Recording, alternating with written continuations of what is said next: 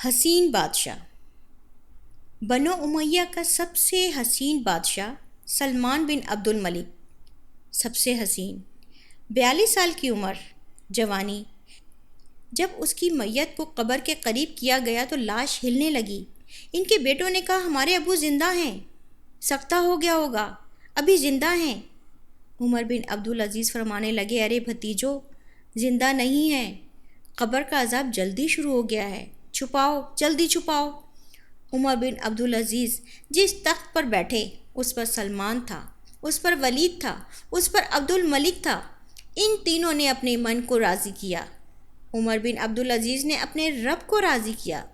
جب عمر بن عبدالعزیز کا وقت آیا، انہوں نے رضا بن ہیبہ سے فرمایا کہ میں نے عبد الملک بن اروان، چچا سسر، جن کی بیٹی فاطمہ سے شادی ہوئی تھی، میں نے ان کو عبد الملک بن مروان جس نے 10 سال حکومت کی کو قبر میں اتارا۔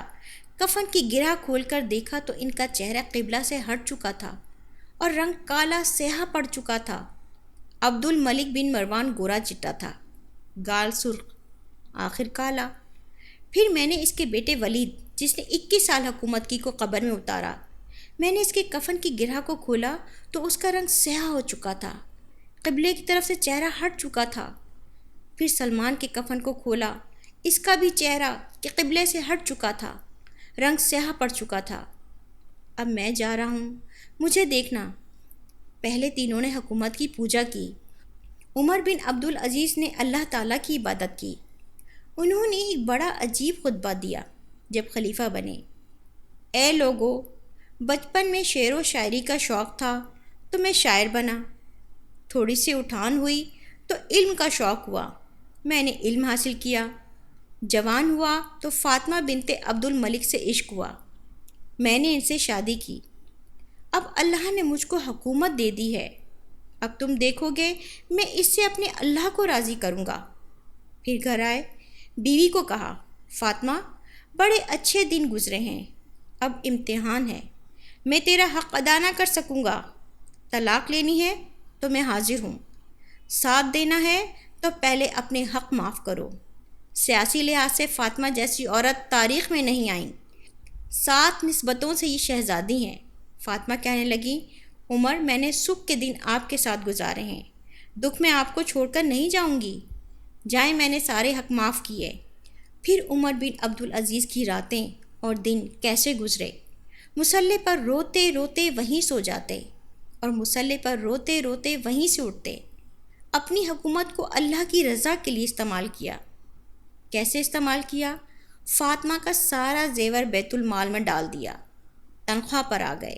عید کا موقع آیا، بچوں نے ماں سے کہا ہمیں کپڑے لے کر دو۔ فاطمہ کے پاس عمر کے 3 براعظموں کے خلیفہ کے بچے آ رہے ہیں، امی جان ابا سے کہیں عید آ رہی ہے، ہمیں عید کے کپڑے لے دیں۔ ابا تشریف لائے، خزانے لبالب بھرے ہوئے ہیں، گندم کے ڈھیر کی طرح۔ کہا امیر المومنین، بچے کپڑے مانگ رہے ہیں۔ کہا فاطمہ میرے پاس تو پیسے نہیں، کہاں سے کپڑے لے کر دوں؟ فاطمہ نے کہا پھر بچوں کا کیا کریں؟ کہا مجھے بھی نہیں پتہ کیا کروں۔ تو فاطمہ نے کہا آپ ایسا کریں، اگلے مہینے کی تنخواہ ایڈوانس میں لے لیں، اس سے ہم بچوں کے کپڑے لے لیتے ہیں اور میں مزدوری کر کے گھر کا خرچہ چلا لوں گی۔ پھر عمر بن عبدالعزیز نے بلایا اپنے وزیر خزانہ مزاحم، اپنا غلام، ہاں بھائی مزاحم، ہمیں بچوں کے کپڑے چاہیے، اگر اگلے مہینے کی تنخواہ ایڈوانس مل جائے۔ وہ کہنے لگے اے امیر المومنین، آپ مجھے لکھ کر دے دیں، آپ اگلے مہینے تک زندہ رہیں گے، میں آپ کو تنخواہ دے دیتا ہوں۔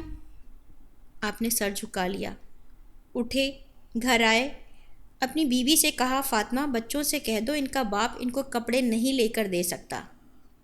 عید کا دن آ گیا، بنو امیہ کا خاندان ملنے آ رہا ہے، سارے سرداروں کے بیٹے، اعلیٰ ملبوسات سب ملنے آ رہے ہیں۔ تھوڑی دیر بعد دیکھا تو بچے بھی ملنے آ رہے ہیں، امیر المومنین کی حیثیت سے بچے باپ کو ملنے آ رہے ہیں اور ان کے جسموں پر پرانا لباس ہے۔ حضرت عمر بن عبدالعزیز نے ایک طرف دیکھا تو سرداروں کے بیٹے اور زرق برق پوشاکیں، ایک طرف اپنے بچوں کو دیکھا، جسموں پر پرانا لباس۔ ارے اس باپ سے پوچھو جو سب کچھ کر سکتا ہو لیکن پھر بھی اللہ کی رضا کی خاطر مٹھی بند کر لے کہ نہیں، میں نے حرام کی طرف نہیں جانا۔ بچوں کو دیکھا تو آنکھیں ڈبڈبا گئیں۔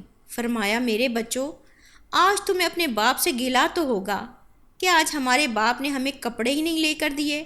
ان کے ایک بیٹے تھے عبد الملک، وہ آپ سے بھی 4 ہاتھ تھے، وہ آپ سے پہلے ہی اللہ کو پیارے ہو گئے تھے۔ کہنے لگے ابا جان، آپ کو عید مبارک ہو، آج ہمارا سر بلند ہے، ہم شرمندہ نہیں ہیں، آپ کو مبارک ہو۔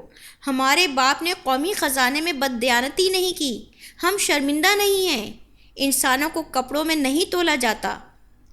3 بر اعظم پر آپ کی حکومت رہی، ایسا رعب و دبدبا تھا کہ کوئی آپ کے سامنے سر نہیں اٹھا سکتا تھا۔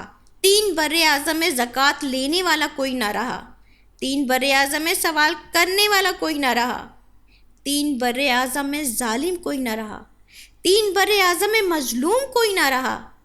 لیکن آپ کیسے رہے؟ آج میرے دیس کا مالدار اتنا فقیر ہو گیا ہے، اتنا چھوٹا ہو گیا کہ وہ اپنا تعارف کروانے کے لیے 50 لاکھ کی گھڑی لیتا ہے، 6 لاکھ کا جوتا لیتا ہے۔ آج کی بیگم اتنی چھوٹی ہو گئی ہے کہ وہ اپنے قد کو بڑا کرنے کے لیے 8-10 لاکھ کا ہینڈ بیگ لیتی ہے۔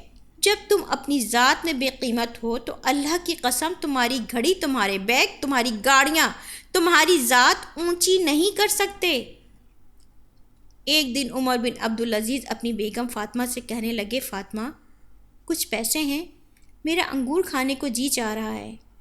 فاطمہ رونے لگی اور کہنے لگی، امیر المومنین، خزانے بھرے پڑے ہیں، کیا 1 درہم کا بھی حق نہیں کہ لے کر آپ انگور کھا لیں؟ فاطمہ کی بات سن کر تڑپ کر بولے، فاطمہ میں جہنم نہیں برداشت کر سکتا۔ آج ہم اپنے گریبان میں جھانکیں تو ہر صاحب اپنی جگہ جس کو جتنا موقع ملتا ہے لوٹ گھسوٹ میں لگا ہوا ہے۔ اللہ ہمارے حال پر کرم فرما، دنیا بڑے خسارے کی جگہ ہے۔ اللہ ہم سب کو نیک دنیا و آخرت میں نفع دینے والے اعمال کی توفیق دے، آمین ثم آمین۔